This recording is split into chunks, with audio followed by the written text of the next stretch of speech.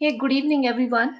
Welcome to the webinar series of Institute of Product Leadership School of Data Science.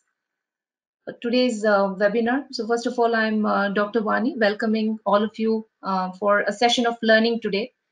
And we have with us Amit Sharma, who's the Chief Data Scientist at ADP. I'm fortunate to have him today to share his knowledge with all of us. So for those of you who are new to the Institute of Product Leadership, was instituted to create more product and technology talent in India with global campuses and campuses in India across Bangalore and more than 220 corporate work that we have done. The institute stands out in terms of making a change in the careers of top talent in India, leaders and mid-level executives, and their transition is what we are specializing in. So for all of you, the School of Data Science at the Institute has two programs. And the first one is called the Postgraduate Program in Applied Data Science. It's a 12-month internship-based program. The second program is called the International Certificate Program in Data Science, ICDS program. You will know about managing your data and how to probe for its insights. You will also learn data and model validation technique, asking the right questions that matters when it comes to interpreting the insights and actually implementing the insights. Most of you must be having questions for Amit. All of you are welcome to post your questions on the chat of GoToWebinar. We also have a LinkedIn group which is called as Product Leaders Consortium. I repeat, it's called Product Leaders Consortium. Please join that group and post your questions there. We also have other social media handles. Our Twitter handle is at School of DS. We also have our Facebook page, which is called IPL-School of Data Science. Log in and network with other data science enthusiasts like yourself. Just to announce two upcoming events that we have the Data Science Summit coming up on 6th April in Bangalore at Leela Palace.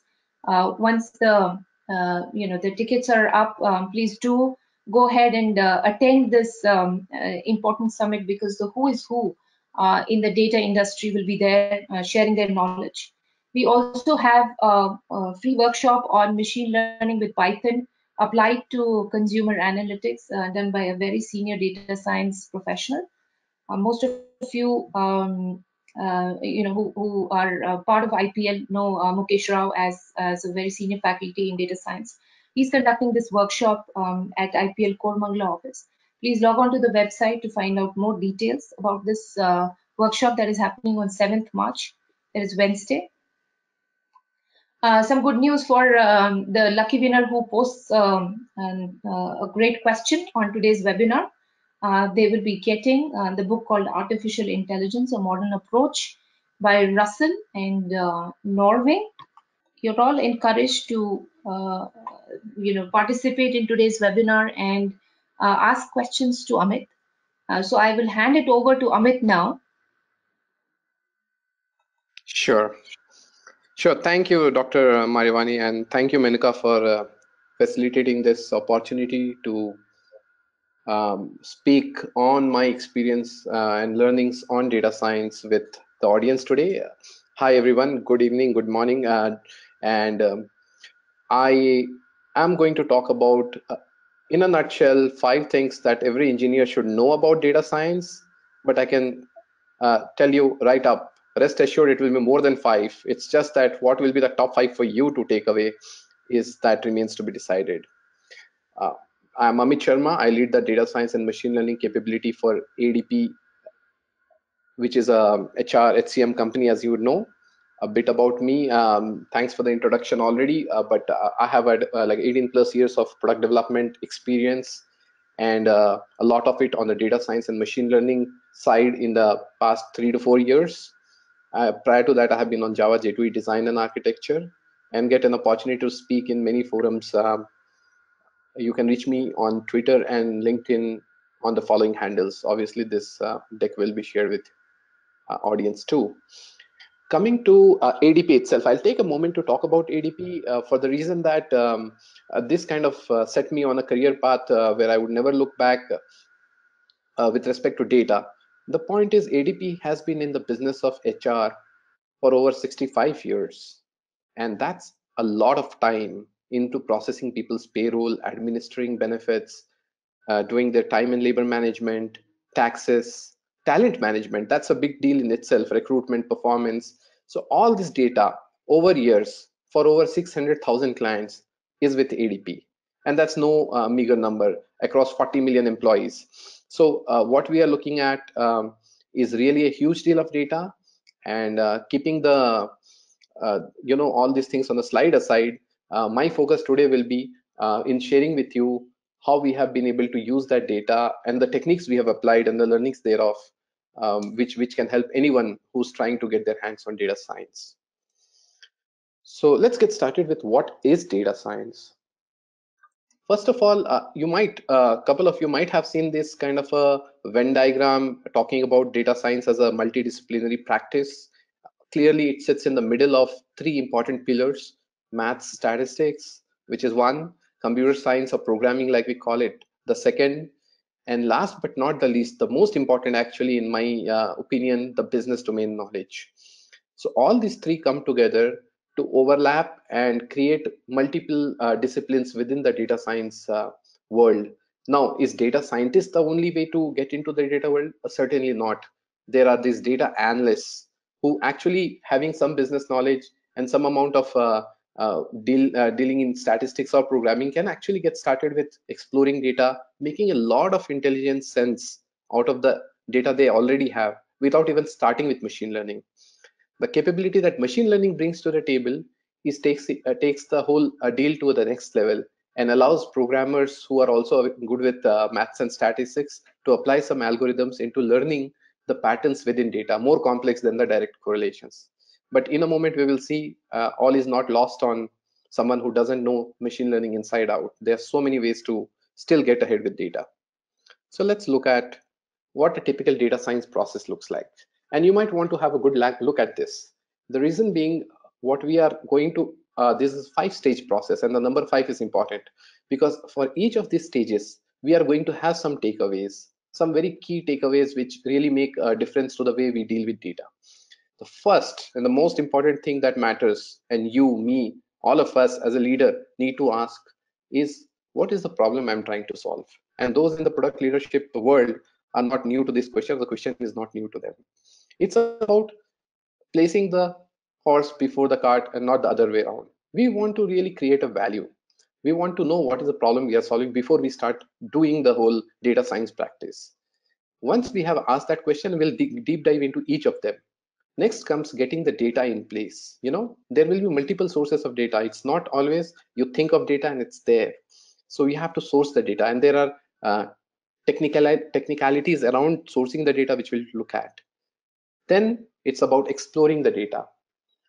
Again, I have also kind of indicated what kind of a role each of us can play or people can build careers in. People who are technically inclined and are into the big data technologies of Hadoops and Scoops of the world, or even integrating platforms, they would be more inclined towards getting the data integration in place to make sure the big data flows in the right shape and size into the target systems. They are the data engineers.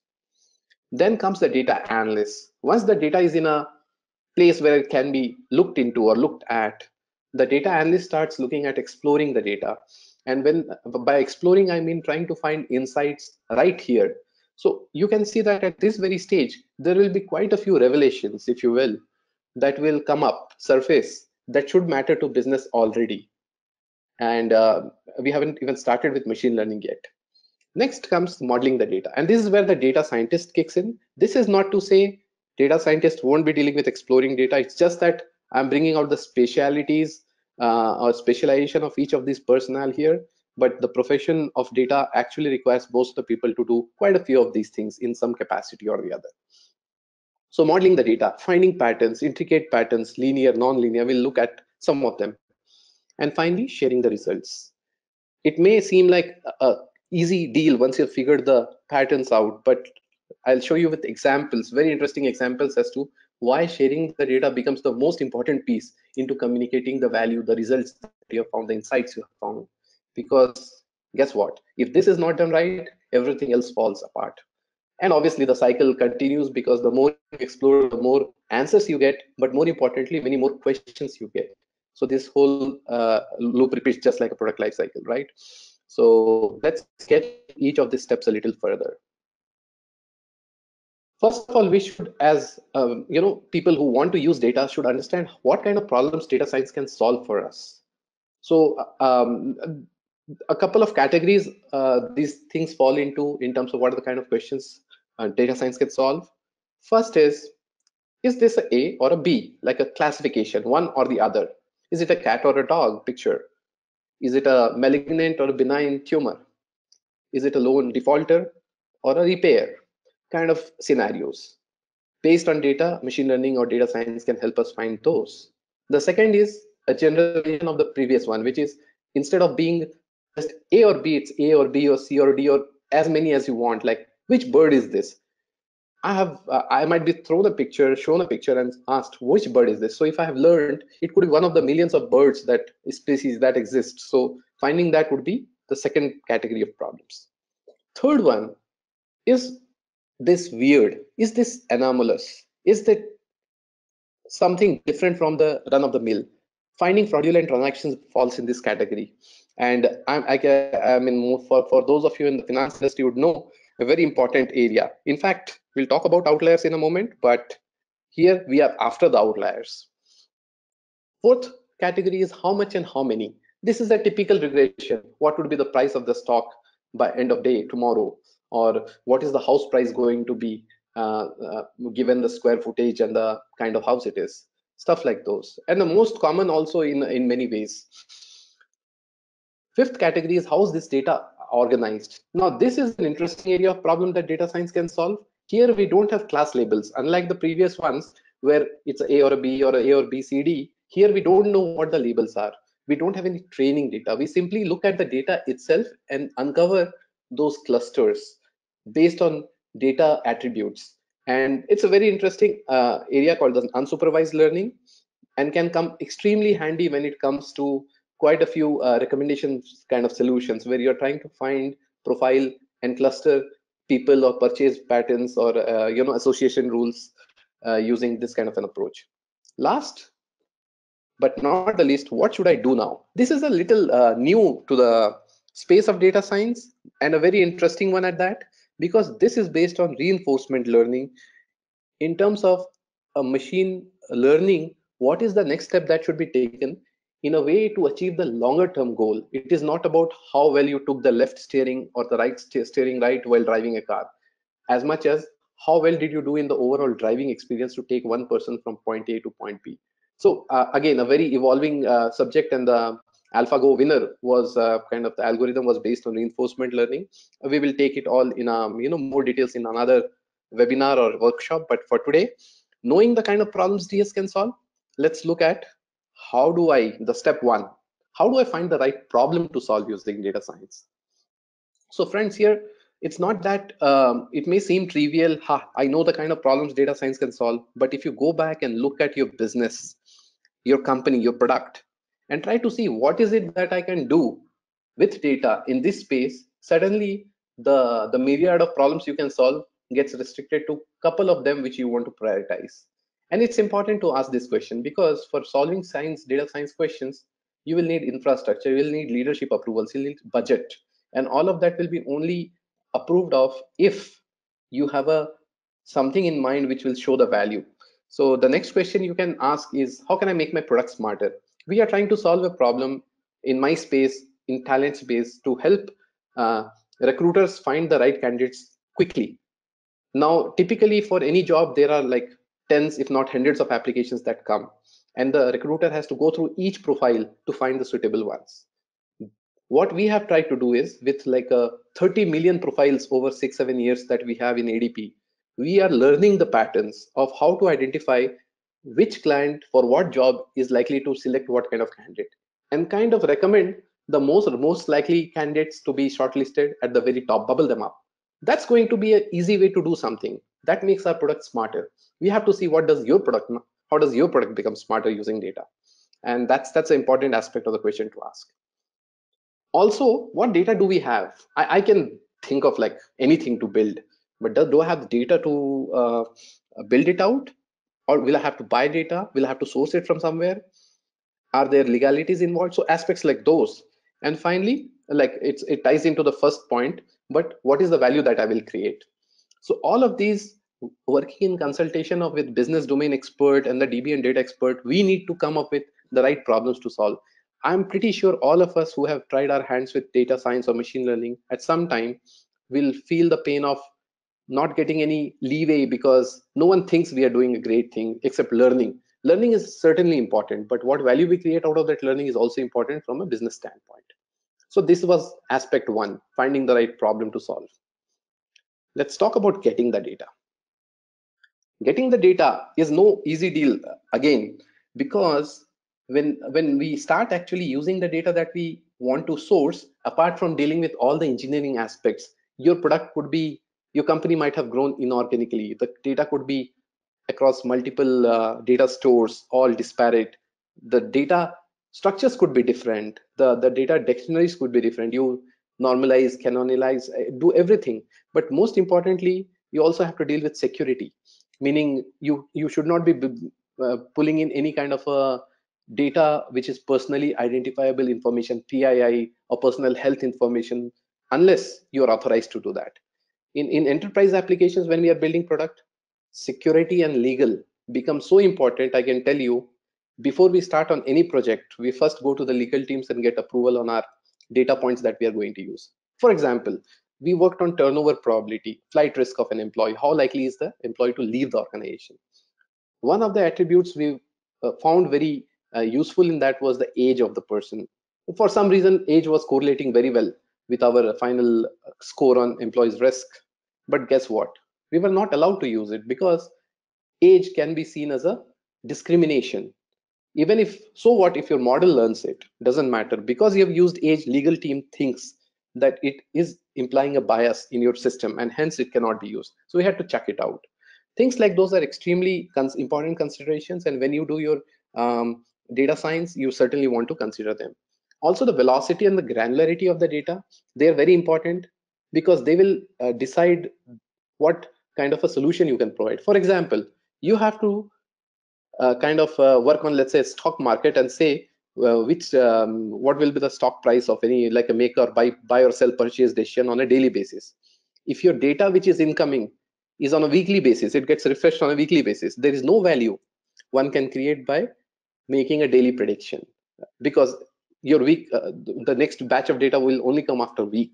So that's where your limitation is on the source side, and you have to identify that upfront, as against putting it all together, testing, validating, and then realizing, hey man, my data sources don't give me the kind of velocity and granularity I need. So this is all about getting the data. And let's say you got your engineers and worked with them to get the data in place. So we are just past the step 2. The most important step, step 3, in terms of where you start getting some insights. And guess what, we have not started talking about any of the machine learning algorithms here.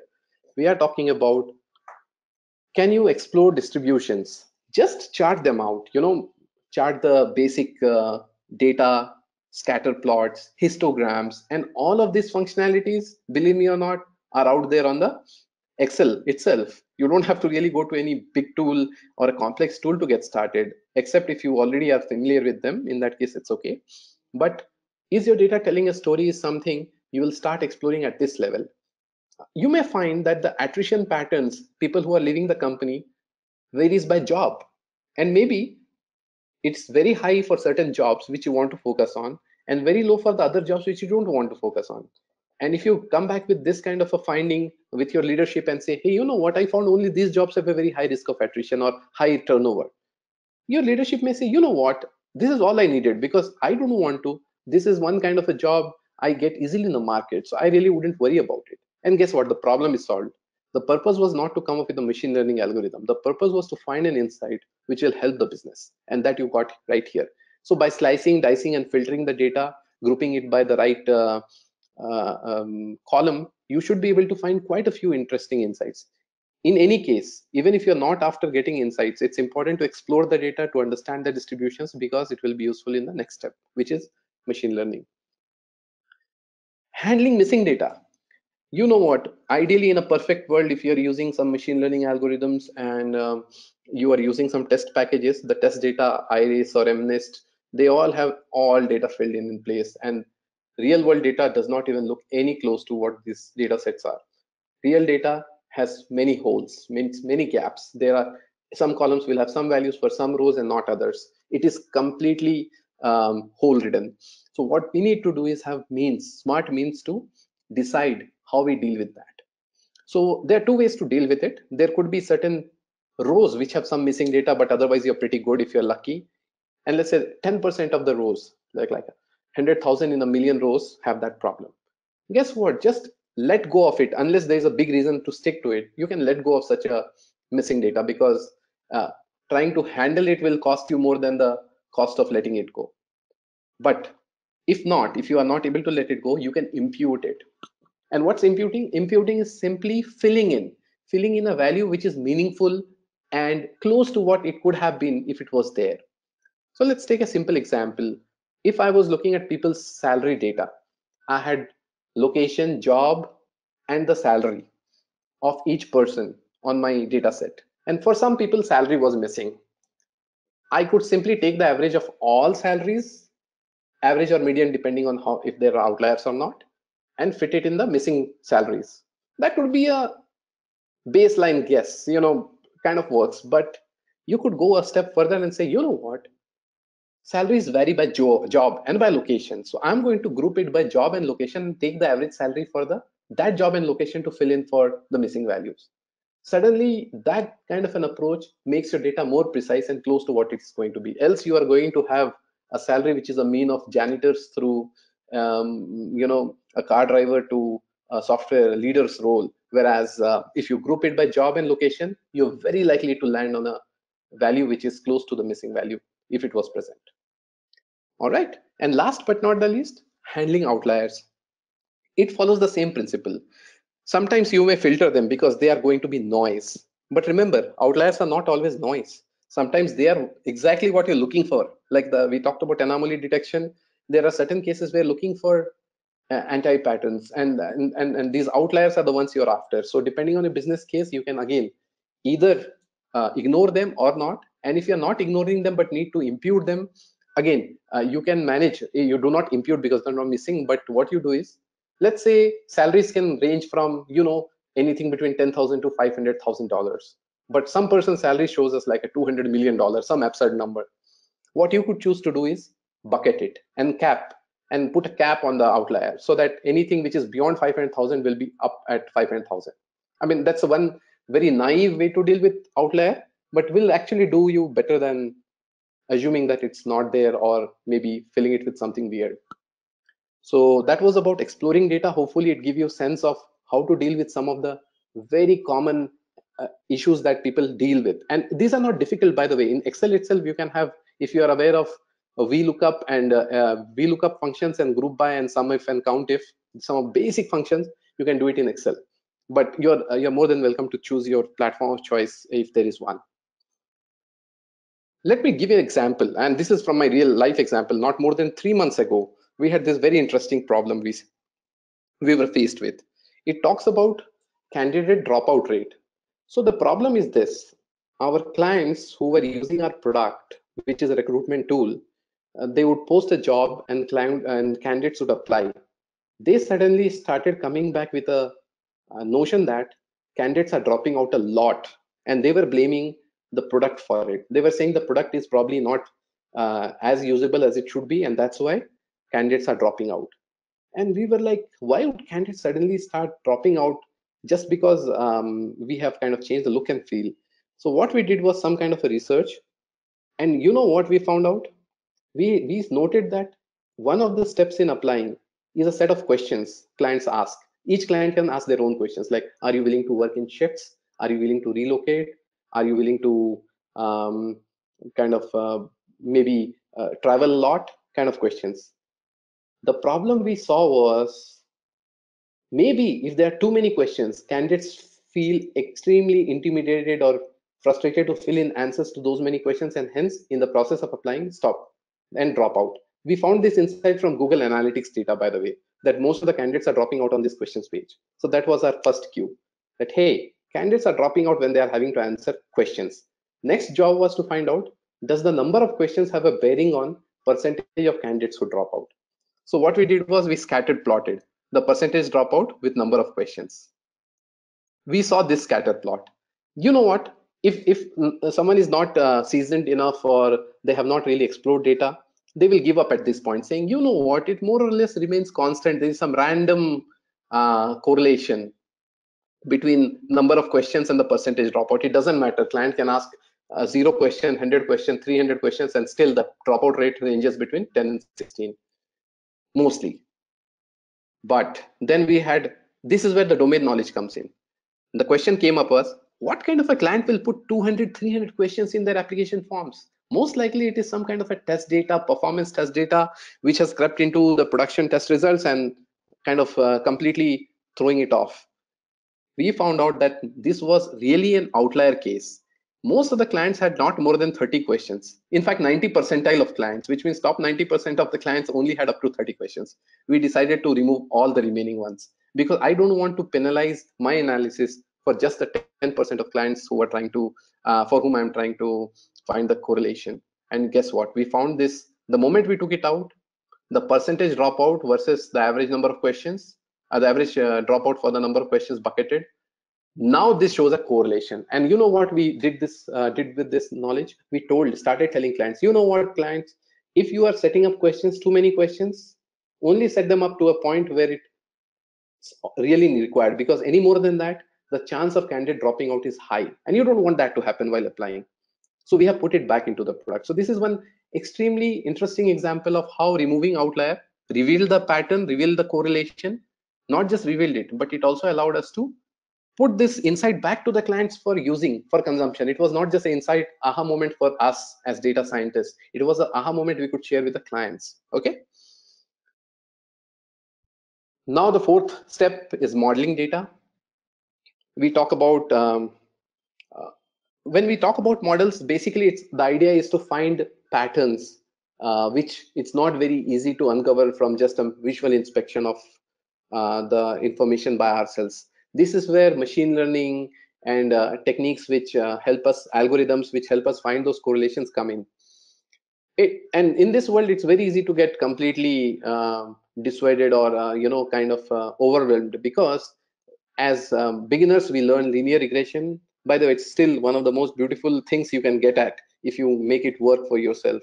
A linear regression, maybe a logistic regression, but very quickly the world, the machine learning gets into decision trees, random forests, support vector machines, gradient boosted machines, and deep neural networks, neural nets. I think it just gets into a completely different world. Not to say any of them is less important, but the point is, pick, if you have couple of options to models to pick from, pick the simpler one. Even if the simpler one does a few percent less than the complex one from an accuracy standpoint, still pick the simple one. The reason I say that is because simplicity, as per Occam's rule, Occam's razor rule, which tells you that if you have two options and go for the simpler one, is because simple is easy to understand, easy to comprehend, easy to explain. Reliability is also very important. You don't want to build a, by the way, this is no joke. If you don't build your model well, it can really act up, and something which looks like a dog, it can completely refer to as a hospital just by making minor variations of that data. In fact, there are many YouTube videos which talk about how these neural nets completely go berserk by making very minor changes. The image is still of a dog, but it thinks it's an ostrich or something. So you have to be reliable, and for that you need thorough testing. Interpretability. We have been selling turnover probability as a solution, from predictive solution from ADP. You know what the first question I get the moment I tell them this person is at a high risk of leaving? They ask me, so why do you say that?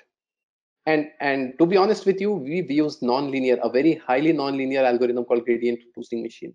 It's not like a simple regression where you can say the output is certain times the input with certain degree of significance. Here it is a far more complex interaction of variables that's leading to the outcome, which is not easily understood or explained. So interpretability has been compromised. Good news is there are technologies which are in the making while we speak, which provide for interpretability even on complex models. In fact, me and my team are working on something called LINE, linearly interpretable model agnostic explanator, which is a kind of a breakthrough in being able to interpret even deep learning networks. I really invite those of you in data science field a little deep enough to explore that.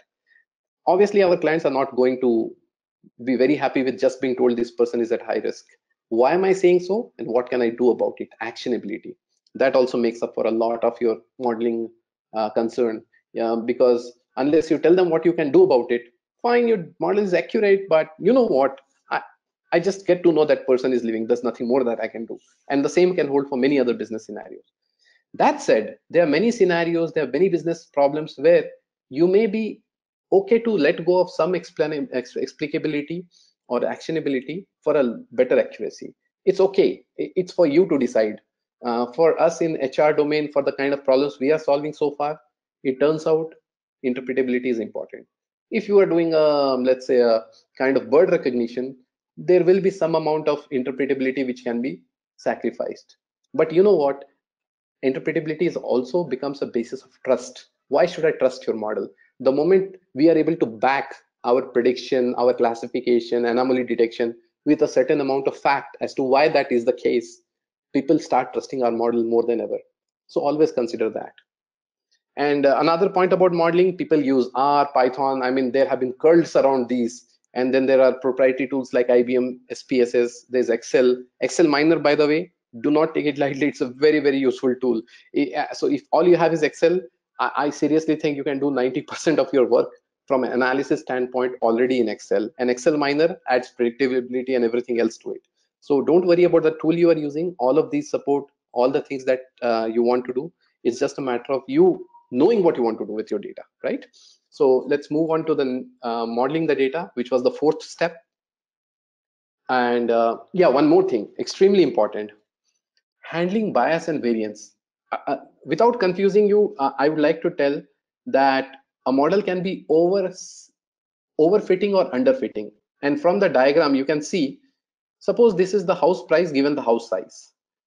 You can fit a line here, a regression line, but guess what? It won't represent the true cost for a couple of cases because it is simply trying to fit a straight line where the correlation is not exactly straight line. The other extreme is where it is actually going and fitting every data point with a very high degree of dimensionality. Dimensionality is basically, or high polynomial, basically saying that how far are you going into making the model fit your data. Unfortunately, both of these, overfitting and underfitting, are not a good idea. They will simply not work. Overfitting will work extremely well with your training data, but the moment you try it with new data, it will fail miserably. And that's a big sign of overfitting. So next time someone tells you, hey, I've tested my model and found something, you ask them, did you test it on trained data or a very unseen test data? That itself will solve a lot of problems for you. And the solutions are also simple. You for each case, if you add more features, it kind of improves the bias. But if you have lesser features, it improves the variance. So you can already see there's a balancing act in place here. You've got a underfitting versus overfitting, and that's where we play the game, right? So we try to find optimal balance depending on the business problem and the kind of data we have. So again, just another aspect, if someone comes to you with a model, to find whether it's overfit or underfit, simply ask them a few questions about whether it works with trend data and test data well or not, and you will have your answers. Quickly about validating the model, this is also an important aspect. We have seen time and again that depending on the business goals, unless you select the right measure, there is no right or wrong about a model beyond a point. If a model does better than a coin toss, people will kind of start saying that it is working. The point is, what is working may not necessarily work for one business, and what might work for one business may not work for the other. So I have put a very simple example for us to appreciate in a classifier case, like 1 or 0, people leaving the company, people not leaving, versus me identifying them as a high risk or not a high risk. Look at this a little closely. What we have tried to make a point about here are a couple of things. One is, if you look at the people who resigned and I identified as high risk are 30. There's a total of 1,000. 30 plus 70 is 100, 200, 800 is 1,000. Out of those, 100 people left, but I identified 30 of them as high risk and 70 as low risk. The ones in yellow are obviously wrong prediction. Similarly, people I identified as high risk but did not leave are 100.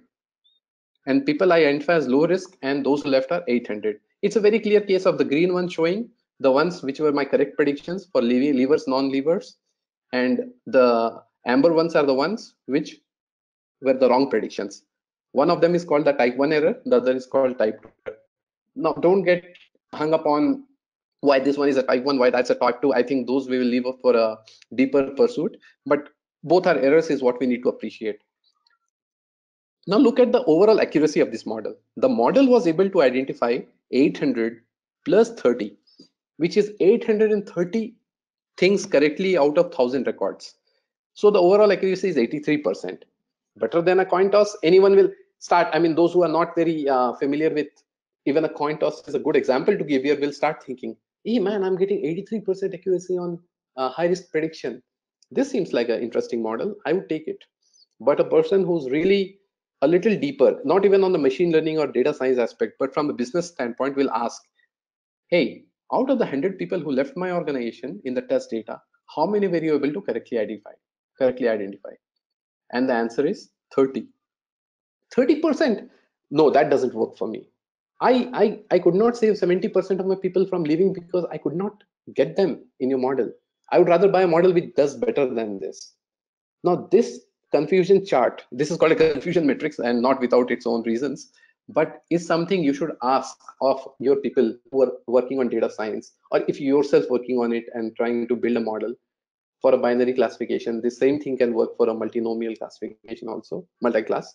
But the point is, if your errors are high and the kind of errors your business can has an appetite for is not within the tolerance limit, you have to ask the question, is it worth my money, or have I built the right model?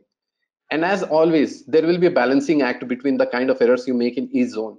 But you know what, in many cases the business will be clear. They'll say, you know what, I'm okay with a few more people identified as high risk instead of mistaking them for low risk people, because in the lack of it, anyways I was losing 10% of my people. So I would rather have something which, and I would have to focus on all the 1,000 people to know which of them were the 100.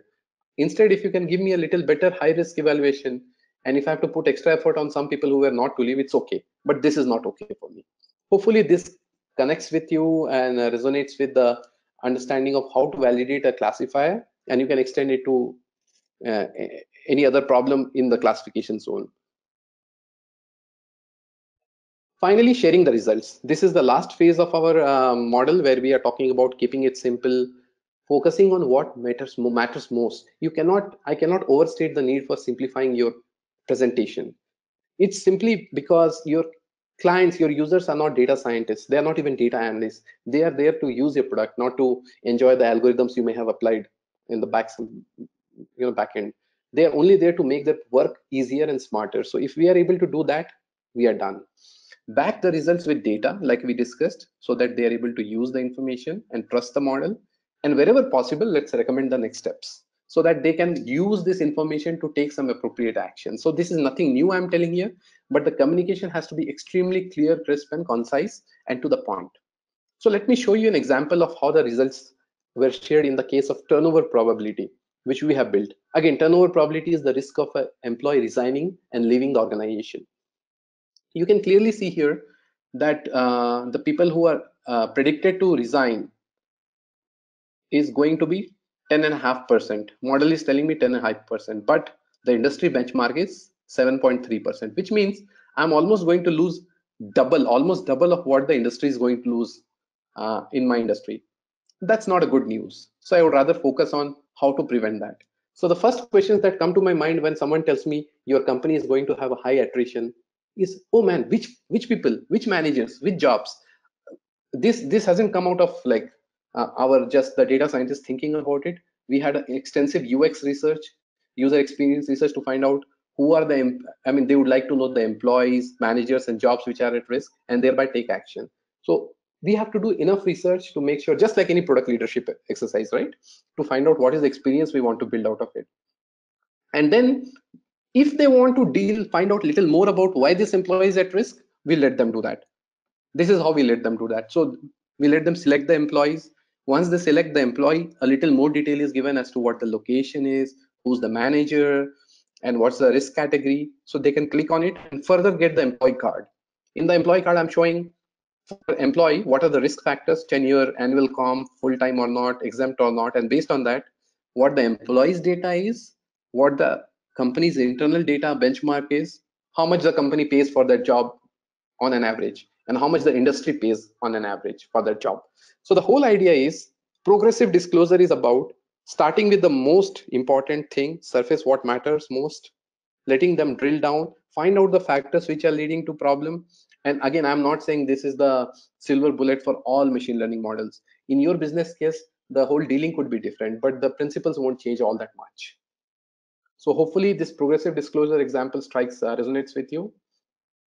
So quickly, these are some things I don't think it's any revelation that way. But one of the traits I really want to highlight of a successful data professional is they have to be intellectually curious. They want to be, they're almost like detectives, you know, in a sort of wanting to find answers to certain questions, meaningful questions. Yet they don't have it right up, else it won't be any great insight anyways. So they are curious enough to dig deep and really get past that initial hurdle of not seeing a correlation. I showed you the scatter plot and how it transformed into beautiful correlation we could use.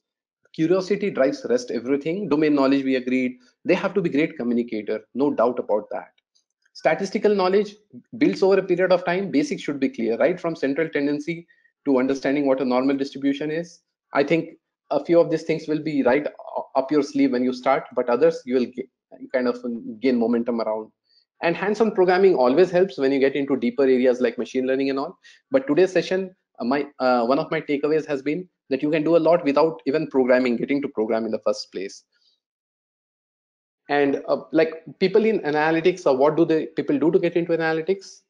There are quite a lot of online resources. YouTube has like tons of them. There are institutes like Institute of Product Leadership, School of Data Science. There's so many more who have kind of come together with so many offerings and things that might suit you. So have a look around, find what works for you, go for it. There are exploring, they explore, you explore data sets. You should just enjoy exploring any data set, but that's making it on lighter note. In the area of your business, you should certainly want to explore. Kaggle is an excellent platform to compete and learn. People share their code as much as the data sets which are free available there, and you get rewarded if you do something of significance. So their dollar also out there for you.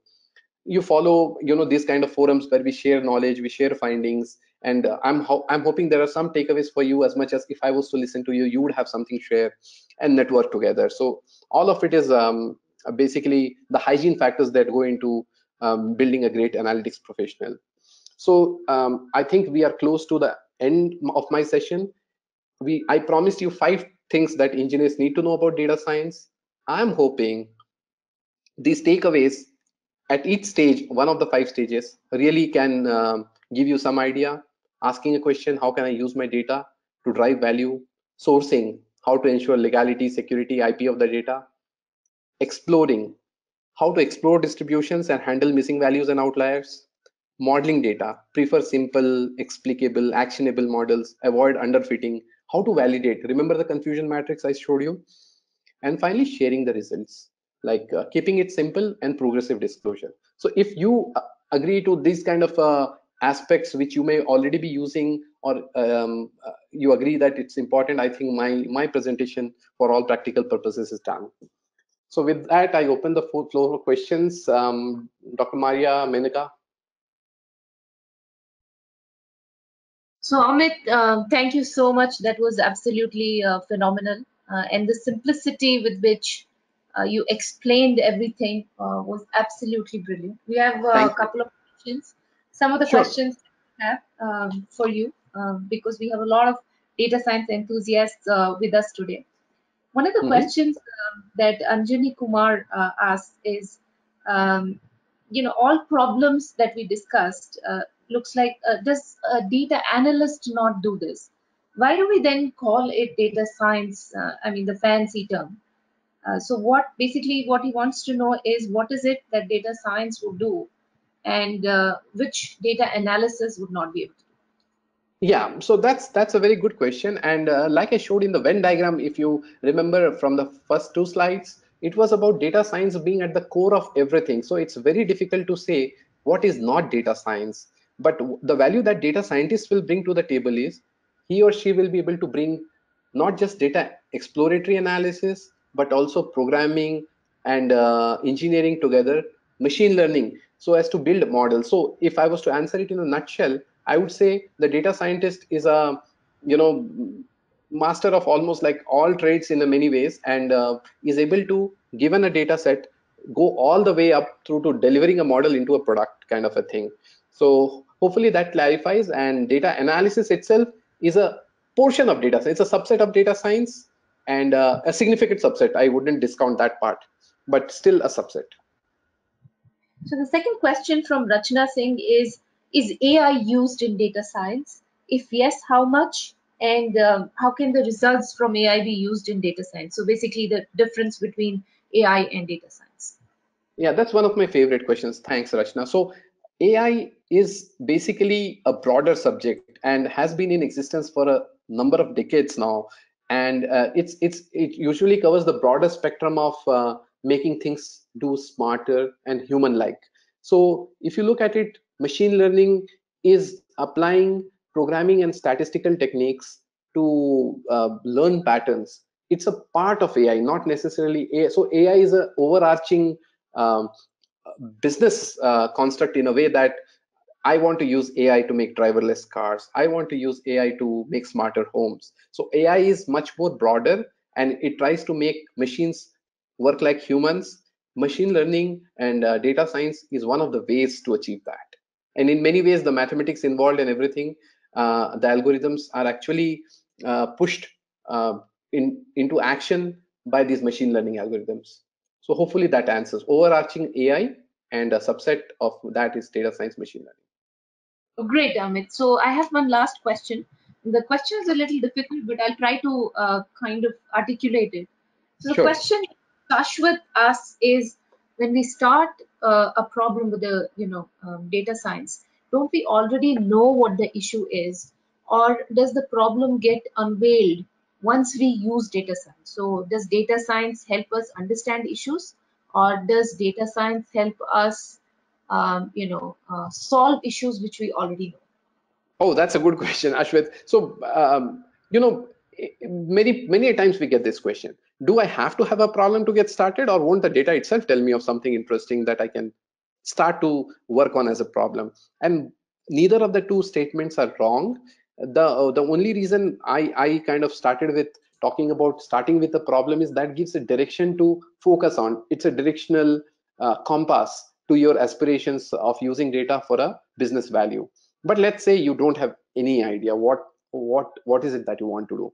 It is still possible to see that what data do you have. Obviously you won't know whether that will be sufficient because you don't have the question yet, but the problem yet, but you can start exploring it.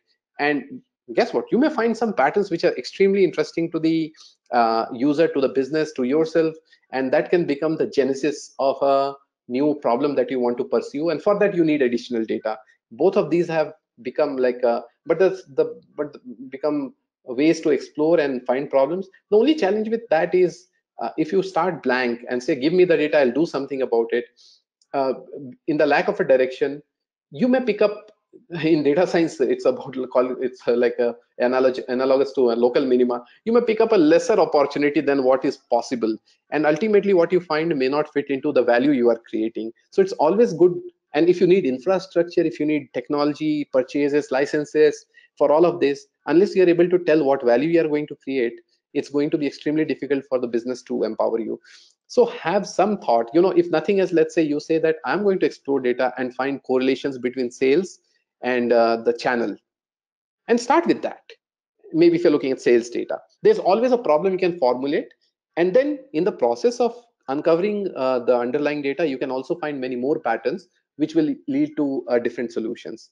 So it is possible, it just is a little difficult without starting without a problem. Great, Amit. I think that was an absolutely brilliant answer to a very good question. One last question, and you're all encouraged to ask more questions on the LinkedIn forum. You can also mail us, and we'll have them all answered by Amit. That is rest assured. One more question from Narasimha is, are there any mechanisms to interpret data or use data when the data is encrypted or secured?